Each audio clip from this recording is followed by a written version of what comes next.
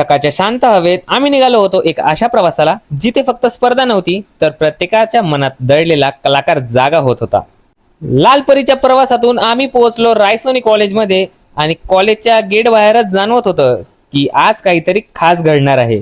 हातात एक पांढरा शुभ्र कागद आणि समोर 2 तासाचा वेळ, पण त्या कागदावर उतरायला तयार होती प्रत्येकाची स्वप्न, भावना आणि कल्पना. लहान मुलं, कॉलेजचे विद्यार्थी आणि अगदी 80-90 वर्षाचे आजी आजोबा आणि एक आई तिच्या लहान मुलासोबत आलेली. वय वेगळं होतं पण कलाकाराचं प्रेम मात्र सारखंच होतं.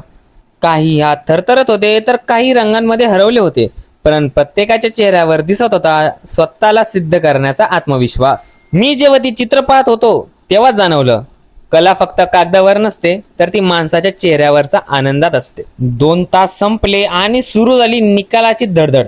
पहिला नंबर कोण घेणार हा प्रश्न विचारताच प्रत्येकाचा हात अभिमानाने वर गेला, कारण जिंकणं फक्त ट्रॉफीचं नव्हतं तर स्वतःवर असलेला विश्वासाचं होतं. काही चेहरे आनंदी झाले, काही थोडे निराश, पण त्या दिवशी रायसोनी कॉलेजने मला एक गोष्ट शिकवली. खरा कलाकार तोच जो परिस्थिती काहीही असो मनातली कला कधी मरू देत नाही.